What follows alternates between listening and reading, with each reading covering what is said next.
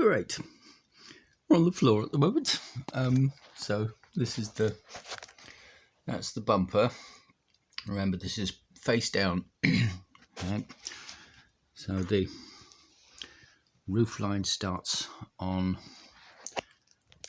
these parts here. So these are the narrowing parts of the roof thing that comes over, and this one comes over the left passenger's head. I wonder why this entire thing was leaning to the side. It's because this has collapsed. It's not only this is not hot glued.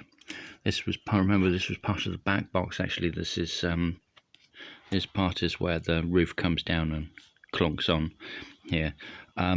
But because of the additional weight that's going on from the epoxy resin, the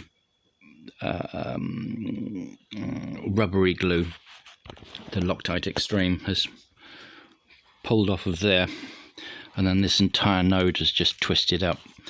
I'm going to have to redo the whole lot of that, but I don't want to do it at the moment because I'm in the middle of doing these, so I'll just have to wait. But in the meantime, I'll just brace that up so that it doesn't do any further damage. Really, I should do the same on the other side, but there's a lesson here.